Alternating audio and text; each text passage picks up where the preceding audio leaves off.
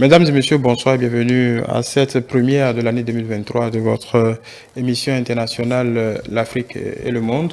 Ce soir, nous allons faire un focus sur une actualité, on va dire, qui dure fort malheureusement. On parle de cette libération des 46 soldats ivoiriens. La dernière nouvelle concernant ce biais diplomatique entre le Mali et la Côte d'Ivoire, c'est la prise en main du dossier par le président togolais Faure Gnassingbé. Alors, la question de cette émission, c'est est-ce qu'on peut considérer que que ce soit un ultime recours concernant la situation de ces soldats ivoiriens. Nous allons traiter de cela avec Amzat Abdoulaye, consultant analyste géopolitique et géopolitique. Bonsoir. Bonsoir. Morgan Assobametonji, analyste, consultant géopolitique et expert en relations internationales. Morgan, je vais commencer avec vous. On a fini l'année déjà avec cet ultimatum de la CEDEAO qui a expiré sans que ça n'ait de conséquences particulières.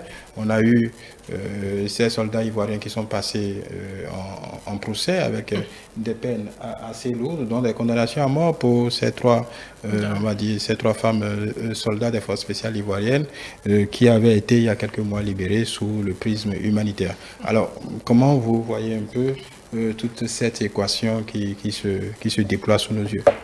Alors, d'un point de vue diplomatique, et en se référant aux principes d'attribution des institutions, c'est totalement compréhensible et acceptable.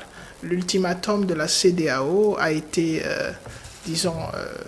fait dans une dynamique de vouloir amener un État qui n'était pas forcément censé être sujet à cet ultimatum, étant donné que la coopération ou les relations bilatérales entre la Côte d'Ivoire et le Mali sont censées être résolues dans une approche bilatérale. Et donc, il ne fallait pas forcément, la CEDEAO ne se retrouvait pas en posture nécessaire de donner un ultimatum qui impliquerait des sanctions au Mali dans une affaire qui est purement bilatérale. Et donc, le fait que le Mali n'ait pas respecté cet ultimatum est compréhensible d'un point de vue institutionnel et diplomatique. Maintenant, pour ce qui est de la condamnation aussi de ces 46, sinon 49, militaires ivoiriens qui ont été confirmés par la justice malienne comme étant des mercenaires et donc qui se sont vus sanctionnés par des sentences assez impressionnantes. C'est tout à fait compréhensible étant donné qu'on est resté dans la dynamique de laisser la justice faire son travail. Mais lorsqu'on regarde l'approche politique et bilatérale qui impliquait à la fois la Côte d'Ivoire, le Mali et le Togo comme troisième partie dans la médiation, on se dit purement et simplement que cette fois-ci, la dynamique de la justice passée, on va faire place à la dynamique politique. La dynamique qui s'est fait, consacré dans le mémorandum qui a été signé à la sortie de cette rencontre entre les trois parties, ce qui expliquerait le comportement ou, l'initiative du président Faure lui-même qui a décidé de rendre une visite qui n'est pas certainement une visite de courtoisie aussi bien au Mali qu'aux dirigeants de la Côte d'Ivoire. Donc, sur tous les aspects concernés, que ce soit diplomatique, judiciaire et de coopération bilatérale, on se rend compte que le cours normal est acceptable de l'évolution de ce dossier en train de se faire vivre. Amzat Abdoulaye, puisqu'il y a eu un mémorandum en temps, est-ce qu'on peut dire qu'il n'y a pas de raison de s'alarmer et qu'on est dans le déploiement ou la mise en forme de ce mémorandum qui reste encore secret parce que personne ne sait exactement ce qu'il contient. On a eu les procès, je l'ai rappelé tout à l'heure. On a maintenant le président togolais qui prend, cette problématique à cœur. En temps, il avait laissé le champ libre à son ministre des Affaires étrangères. Là, c'est lui-même qui s'implique. Est-ce qu'on peut dire, on peut supposer qu'on est dans un agenda qui suit son cours tranquillement? Alors, ça paraît beaucoup trop simpliste que de croire que c'est uniquement l'agenda mis en place grâce à ce mémorandum dont on ne connaît pas encore les thèmes qui est en train d'œuvrer jusque-là. Très simpliste parce que je vois ça beaucoup plus complexe à partir du moment où j'identifie clairement 3 axes. L'axe juridique, je ne cesse de le dire, l'axe politique et l'axe diplomatique. Donc, l'axe juridique est arrivé aussi à son terme. Il y a eu les condamnations, 20 ans, et enfin, pour les 3 autres soldats libérés pour raisons humanitaires condamnés à mort. Et là, le volet politique, évidemment, c'est l'implication, en tout cas, du chef de l'État malien, hein, même si on peut l'appeler intérimaire, enfin, si vous voulez. C'est le chef de l'État. C'est le chef de l'État. Donc, son implication directe dans ce dossier aussi fait aussi cas d'école, parce que si on sollicite aujourd'hui la grâce présidentielle, ça veut dire que l'aspect politique est aussi à mettre et à prendre en compte. Et enfin, l'aspect évidemment diplomatique qui concerne les échanges menés entre les différents États, notamment le Togo, qui s'est mué en médiateur pour décanter la situation. Donc, c'est tout cet ensemble de points qui font en sorte que la situation est complexe. Mais l'idéal, c'est qu'on arrive à terme. Maintenant, quand vous évoquez l'implication de la CEDEAO, ça a aussi une autre dimension, liée à l'organisation sous-régionale qui essaie quand même de trouver des solutions quand les problèmes sont, mais qui lamentablement échouent, et surtout par rapport à ce cas malien. Donc, l'injonction de la CEDEAO n'avait pas lieu d'être, parce qu'on peut dire aujourd'hui... Sur ce point, 2023 n'a rien changé. De toute façon, on peut dire le 5 janvier, l'ultimatum de la CEDEAO, on doit être d'accord sur ça, ne sert à rien. Sur ça, oui. Et ça doit aussi servir de leçon pour l'avenir, c'est-à-dire, en face de conflit, il faut toujours tenter la médiation, il faut toujours essayer la discussion. Parce qu'en Afrique, on est habitué à s'entre-déchirer, hein, ça arrive. Mais on peut éviter ça grâce aux médiations. Et c'est une leçon tellement basique que les grands, je vais dire, fonctionnaires de la CEDEAO doivent l'assimiler. Et vous savez, ceux qui tirent aussi les ficelles de la CEDEAO. Et enfin, je dirais enfin, il y a plusieurs voies de recours. Quand on parle de la justice, ils sont condamnés, certes, mais ça ne veut pas dire que l'aspect juridique est déjà épuisé. Ils peuvent toujours faire appel concernant ce volet. Mais l'aspect politique et l'aspect diplomatique sont visiblement les seules voies qui vont décanter de façon définitive cette situation qui perdure. Et je pense, pour ma part, que ça va être une contrepartie, parce que si ces soldats sont libérés, enfin, s'ils obtiennent la grâce présidentielle qui amène à leur libération, eh bien, il y aura certainement une contrepartie. C'est là où je reviendrai au mémorandum qui n'a pas été dévoilé, certainement à raison, c'est-à-dire ce qui est inclus en termes d'échange au sein de ce mémorandum, les lignes qui concernent justement les contraintes des deux parties n'ont pas été révélées, et c'est certainement pour une raison bien précise. On peut observer également que politiquement, du côté ivoirien, on reste optimiste, le ton est plus apaisé. Dans le même ton d'ailleurs que cette visite que vous évoquiez il y a quelque temps. Comment vous observez un peu tout ça? Oui, du côté de la Côte d'Ivoire, si on reste beaucoup plus tranquille, pour ne pas dire statique, on n'est pas statique, on est juste tranquille, c'est qu'on a certainement des raisons. Et aujourd'hui, si on observe la panoplie d'informations qui circulent autour de ce dossier et qu'on essaye de se poser la question de savoir qu'est-ce qui permet aux leaders de la Côte d'Ivoire, malgré le fait qu'on ait condamné les soldats, qu'ils soient aussi tranquilles et qu'ils disent qu'ils ont la conviction que ces soldats reviendront au pays. Il s'agit simplement, si on doit s'en tenir à ce qu'on connaît, il s'agit de ce mémorandum. Parce qu'à la fin de ce mémorandum, on a vu les deux parties s'accorder sur le fait qu'il y a une solution pour cette situation assez inquiétante entre les deux pays qui sont des pays frères et qui ont un volume très prononcé de coopération et de collaboration et qui ont aussi un volume assez considérable de diaspora. Quand on parle de diaspora, la diaspora ivoirienne au Mali est considérable, pareil pour la diaspora malienne en Côte d'Ivoire. Donc, s'il y a une certitude, c'est qu'il y aura un dénouement. Mais l'incertitude réside dans l'échange. le prix à payer. Les États n'ont pas d'amis, ils ont des intérêts. Et donc, c'est certainement l'importance de ce prix à payer qui fait qu'aujourd'hui, il a été nécessaire pour le président fort de se déplacer lui-même vers chaque parti. Maintenant, à la fin de son déplacement, il semble dire à la communauté internationale que les choses vont bien se dérouler, quitte à maintenant voir si effectivement les choses vont bien se dérouler. Mais lorsqu'on regarde de l'autre côté le comportement de la CEDEAO qui avait fait son ultimatum et qui dit qu'il n'est pas nécessaire aujourd'hui de passer à l'étape des sanctions, on peut se dire que effectivement il y a un agenda. Justement, la question de l'agenda importe. On peut se dire qu'on est au bout de cette négociation pour que le président togolais se déplace et peut-être anti les lauriers diplomatiques en lieu et place de son ministre des Affaires étrangères, et que la CEDEAO n'est dans le même temps pas jugé bon d'activer d'autres mécanismes. On peut dire qu'on est dans un agenda qui suit son cours tranquillement. D'ailleurs, la partie ivoirienne ne s'est pas émue du tout quand ces soldats étaient condamnés ou jugés. Est-ce que du coup, on peut dire que l'épilogue n'est pas si loin que ça? Oui, il n'est pas si loin que ça, mais tout dépend maintenant de... Vous savez, c'est l'aspect de la politique qui est parfois intéressante et pertinente. C'est qu'à n'importe quel moment, on peut sortir d'un accord.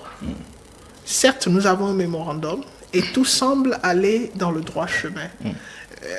La délicatesse, c'est est-ce que les parties concernées vont effectivement payer le prix? Parce qu'à n'importe quel moment, tout peut changer. Un État est censé, par les principes du droit international, respecter, on parle du pacta sunt servanda. Il faut respecter les mémorandums et les accords de bonne foi. C'est un principe. Mais dans le même temps, les États sont investis d'un aspect de relation synalagmatique du respect de ce principe. En français facile, ça veut dire? C'est-à-dire, si je dois respecter mes obligations, il sied que l'autre partie respecte ses obligations, et dès l'instant que l'autre partie semble ne pas respecter son obligation, j'ai le devoir de ne pas respecter la mienne.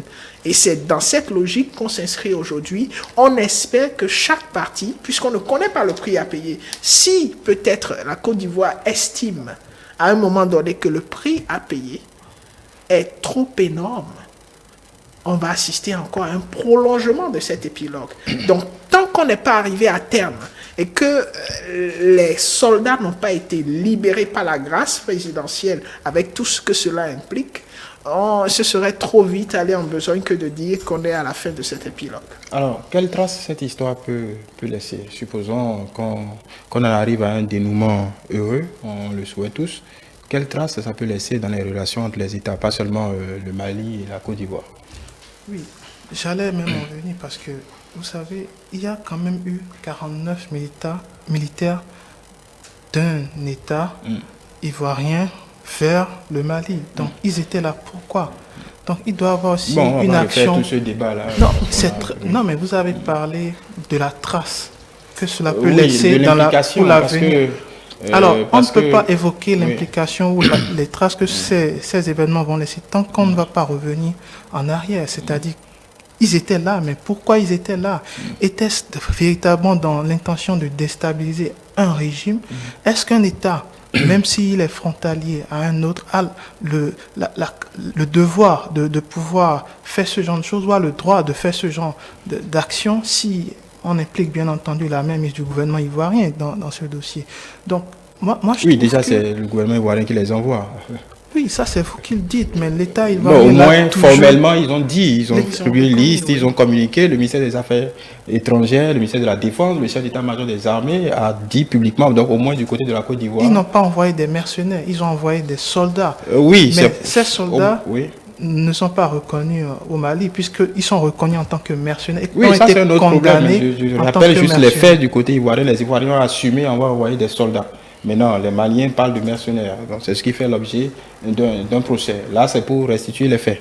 Donc, moi, je trouve, pour finir, que les relations entre les États vont devrait être plus corsé parce que ça va créer plus de méfiance les États envers les autres, quoi. Parce que quand on est face à cette difficulté politique à traverser le Mali, ensuite cette instabilité de l'État qui s'est muée avec l'arrivée des militaires au pouvoir, quand on est face à ça, on est obligé de se renfermer sur soi. On ne peut plus faire confiance aux autres États qui quoique, étant dans la même sous-région que nous, on ne peut plus leur faire confiance. Donc ça, c'est une leçon, c'est une chose qu'on peut retenir.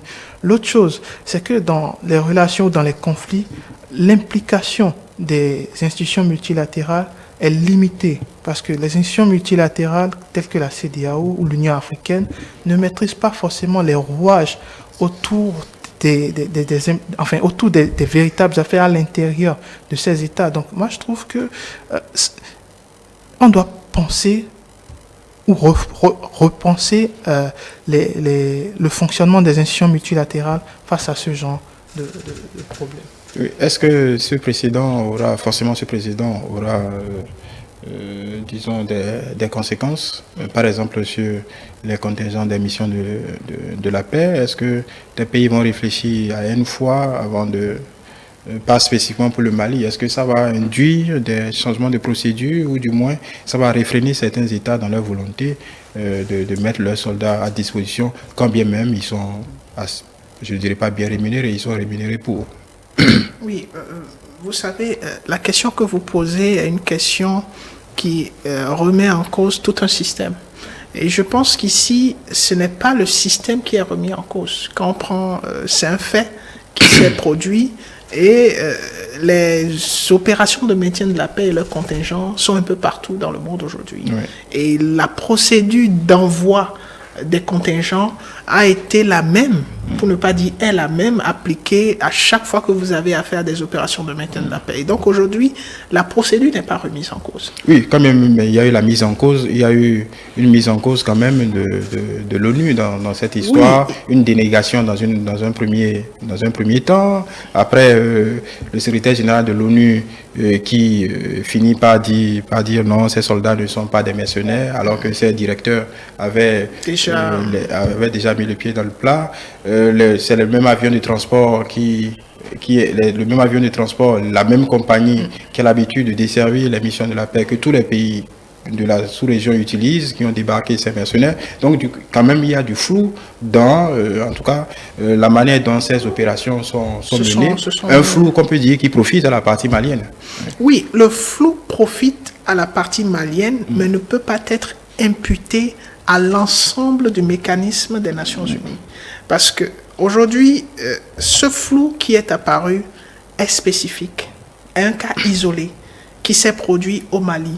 Et c'est l'autre partie de la question qui n'est pas très satisfaisante, puisque effectivement ils ont été condamnés, mais on ne sait pas pourquoi concrètement ils ont été condamnés et on ne sait pas comment ça s'est passé. C'est-à-dire la véracité des faits. Il y a plusieurs versions à ce sujet. Et ce sont beaucoup plus des versions politiques. Mais on n'a pas une version juridique des faits. On a juste eu droit à une condamnation. Surtout que l'employeur principal dans ce cas-là finit par dire, c'est la version officielle de l'ONU aujourd'hui, que ces soldats ne sont pas des mercenaires et ces soldats sont à leur service. Donc ça complique encore beaucoup de choses. Exactement. Donc on a une version politique, que ce soit la version de l'employeur officiel qui est les Nations Unies, c'est une version politique. La version du Mali est une version politique. La version de la Côte d'Ivoire est une version politique. Mais la version juridique aujourd'hui n'est pas accessible à tout le monde. On a juste une condamnation. Ce qui aujourd'hui ne permet pas... Assez rapide d'ailleurs. Assez rapide. Ne permet pas d'imputer la faute au mécanisme des Nations Unies directement. Dit que ce mécanisme, la procédure est viciée et qu'il faille la remettre en cause, cet élément isolé n'est pas suffisant. Mais si d'aventure, on avait des révélations juridiques qui montraient qu'effectivement, il y a une vice de procédure, où il y a plutôt eu intention de nuire, parce qu'aujourd'hui, ils sont condamnés parce qu'il semble y avoir eu intention de nuire. Des mercenaires, ils ont l'intention de venir foutre entre griffes un trouble à l'ordre public de nature vraiment dangereuse pour un régime en place. C'est ça les mercenaires. Mais aujourd'hui, on n'a pas les faits qui nous permet à nous, qui ne sommes pas très proches de la situation, de comprendre si effectivement il s'agit des mercenaires, donc qui sont venus dans une intention de nuire et de déstabiliser le système en place, ou il s'agit peut-être d'un vice de procédure qui fait qu'il y a eu un malentendu sur l'identité de ces personnes. S'il y a vice de procédure, ce n'est pas pareil que lorsqu'il y a des mercenaires qui ont été envoyés et qui sont venus dans une dynamique de déstabiliser le système. Donc voilà un peu des éléments nuances, qui ne permettent pas de... On se doute que chaque pays de la sous-région a son idée sur ce qui s'est passé. Chaque pays de la sous-région a forcément sa lecture de la situation. La plupart des pays, les premiers contributeurs de cette mission spécifique au Mali, il y a beaucoup de pays africains qui en sont membres. Est-ce que ça peut avoir un effet induit sur la volonté de ces États-là à maintenir ou à compléter leur dispositif au Mali? On sait que le Bénin se retire, la Côte d'Ivoire se retire. Est-ce que par exemple d'autres pays, en fonction de la résolution de cette situation, peuvent infléchir ou renforcer, c'est selon renforcer leur coopération au Mali? Déjà, ces États sont présents pour régler le problème de la paix et de la sécurité au Mali. Et si ces retraites se sont effectuées, premièrement, c'est parce que, il faudrait qu'on soit clair par rapport à ça, c'est parce que ces États n'ont pas constaté l'efficience de la présence de leurs soldats, de leurs militaires. Non, ça c'est pas le cas du Bénin. Le Bénin a la justification officielle du Bénin, c'est que le Bénin a besoin de ses soldats sur un autre front. C'est ce qui est dit. Mais et par ailleurs, l'évaluation du pouvoir malien, l'évaluation de l'ONU, c'est que les soldats, les contingents je parle du principe assez efficace. Global. Le principe global, c'est que les forces de maintien de la paix et de la sécurité, quand il y a conflit, depuis l'après-guerre, depuis 1945, et pendant même la période des guerres d'indépendance et j'en passe, eh bien ça n'a résolu aucun problème. Du Soudan au Mali, en passant par la Somalie, vous allez constater que les forces de maintien de la paix et de la sécurité n'ont pas apporté ce qu'on espérait d'eux. Non, justement, parce que là, c'est une question intéressante. C'est relatif parce que est-ce que c'est pas la sempiternelle question du mandat qu'on donne à ces troupes? Parce qu'on dit maintien de la paix, on ne l'a pas dit de combattre. C'est vrai. Et si vous permettez, c'est pour ça que j'évoquais en amont la fragilité des institutions multilatérales face à leurs propositions de solutions, face aux problèmes et aux crises. Est-ce la fragilité ou en fait une question de mandat du Conseil de sécurité? On a vu au Congo récemment, ça fait plus de, on va dire, 15 ans que le Congo demande... Ça fait plus de 20 ans. Non, je ne parle pas du conflit. Ça fait plus de 15 ans que le Congo formellement demande que ce mandat-là soit... Que l'interdiction, par exemple, d'avoir des armes létales sur le terrain, pouvoir se défendre, on vient à peine de le leur accorder. Le Conseil de sécurité vient à peine de le leur accorder. Et apparemment, le Conseil de sécurité n'est pas enclin à faire évoluer le mandat de la MONUSCO. Est-ce que ce n'est pas le véritable problème que le Conseil de sécurité restreigne le mandat de ces contingents-là qui sont parfois spectateurs de tueries? Parce que évidemment, leurs règles d'engagement ne leur permettent pas de faire plus. Ils ne sont pas que spectateurs, ils sont aussi exposés sur le terrain. Oui, évidemment. Vous êtes présent sur un terrain qui est dangereux, mais vous n'avez pas les moyens quand même de vous défendre ou c'est dangereux. Ce qui est certain, tout ceci souligne la fragilité des institutions multilatérales face aux conflits, face aux guerres. Et le Mali est un véritable exemple, un cas d'école qu'il faut... Dès qu'on assimile ce qui s'est passé ou ce qui se passe au Mali, on va se dire tout de suite quoi? Une chose, c'est que ce n'est pas les forces de maintien de la paix et de la sécurité qui vont régler le problème du terrorisme. C'est faux. Parce que le truc, c'est que ce n'est pas leur mandat. Et les forces de maintien ne sont pas là pour résoudre le problème du terrorisme. Ils viennent pour maintenir la paix et la stabilité. Est-ce qu'ils ont réussi à maintenir cette paix? Non. La réponse... Enfin, on peut contourner autant qu'on veut la forme de réponse, les technicités par rapport à la réponse, mais la réponse, elle est claire. C'est non, ils n'ont pas réussi. Donc, moi, je trouve justifié que les États commencent par se dire, écoutez, ça nous coûte de l'argent. Écoutez, c'est budgétivore d'envoyer un contingent dans un autre État pendant un moment ou pendant un temps donné. Non, pour la mission de la paix, c'est rémunéré. C'est rémunéré, mais c'est tout de même budgétivore. Au fait, au contraire, c'est tout de même budgétivore. Ça devient des lignes budgétaires entières pour Non, du tout. pays. C'est coûteux. C'est coûteux que d'envoyer. C'est coûteux pour les À la Nations Unies. À la fois pour les Nations Unies, mais aussi pour les États. Dans les deux sens, c'est coûteux. Il y a des États qui postulent pour y aller, Pour y parce que ça aller. rapporte beaucoup d'argent. Mais bien sûr, il y a une centaine d'États qui font partie de l'ONU et c'est normal qu'ils puissent postuler. Non, mais je ne parle pas vraiment de ça, mais je parle du caractère dangereux et du caractère inefficacité de ces contingents au sein enfin, en période de conflit ou dans des zones de conflit. Et le Mali, le territoire malien, prouve une nouvelle fois qu'en cas de guerre ou en cas de crise, l'envoi d'un contingent ne résout pas le problème. Donc il faut les laisser il faut les laisser seuls se défendre. Pas qu'il faut les laisser seuls, il faut déjà repenser la façon de redéployer les gens sur le terrain. C'est premièrement ça. Et la deuxième chose, c'est que les États qui sont confrontés à ces crises doivent se donner les moyens véritables de faire face à ces crises. Et pour faire face à ces crises, il ne faut pas être seul, évidemment. Donc il faut miser sur les relations de défense bilatéraux. Et bilatéral, j'allais dire, l'exemple palpable est celui du Bénin et du Niger, par exemple. Vous avez vu, il y a eu un accord bilatéral entre les deux États, un accord de sécurité. Et c'est des exemples qu'il faut renouveler dans les autres parties du continent africain. Parce que sans cela, je pense que faire confiance aux Nations Unies et j'en passe avec les forces d'intervention de paix et de sécurité, c'est en quelque sorte tiré dans l'eau. D'accord, oui. Parce qu'en réalité, ce n'est pas une question juridique, de question de mandat et question éminemment politique dans les arbitrages du Conseil de sécurité des Nations Unies. Oui, c'est une question non pas seulement éminemment politique, mais aussi géopolitique. Et c'est là où cohabitent par excellence à la fois le droit international et les relations internationales. Et donc moi, je dirais simplement, lorsqu'on veut parler d'inefficacité et de manque d'efficience, il faut déjà déterminer par rapport à quoi. Inefficacité par rapport à mettre fin au terrorisme, ce n'est pas le mandat des Nations Unies. Et donc, on ne peut pas apprécier leur inefficacité par rapport à cet aspect. Maintenant, si c'est l'inefficacité par rapport à l'accompagnement des États dans leur processus de state building ou peacekeeping, c'est bien discutable. Le state building, il faut le dire. Le state building en 2023, c'est quand même hautain de le dire, de penser. D'accord, on ne va pas faire un débat conceptuel, il nous reste 2 minutes, non. On va conclure. On viendra pour le Parce state que building.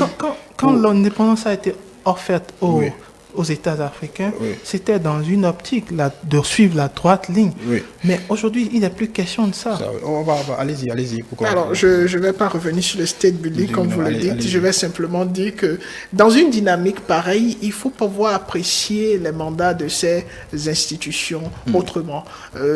À certains endroits, dans leur multidimensionnalité, il faut accompagner politiquement, il faut accompagner institutionnellement et il faut empêcher, dans les zones où il y a des conflits, il faut empêcher ces conflits-là de prendre une envergure difficile à contenir. C'est ça l'objectif. Dans cet objectif, les institutions internationales, il ne faut pas leur faire un faux procès. Il faut peut-être souhaiter plus d'engagement à certains niveaux, mais plus d'engagement à certains niveaux remet en cause ce principe de souveraineté que le Mali semble défendre et il tient chèrement. Il n'y a pas que le Mali, la plupart des États ne badinent pas avec le principe de souveraineté, surtout lorsqu'il s'agit d'avoir des troupes armées sur le territoire.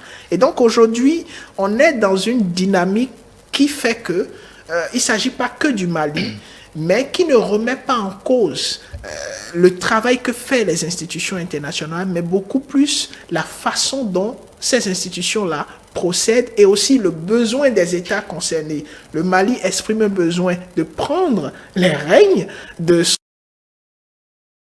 et donc on va laisser le Mali le faire. Et je finirai par dire que cette question des 49 soldats sur le sol malien, soldats ivoiriens sur le sol malien, est une question importante de bon voisinage et qui met à l'avant aujourd'hui beaucoup plus les aptitudes de la diplomatie bilatérale plutôt que la diplomatie multilatérale. Oui. Et ce sera forcément un cas d'école, un sujet d'étude pour les étudiants de sciences politiques et de relations internationales, parce que ce sera un précédent. Donc on va parler de state building, je vous le promets, dans une prochaine émission.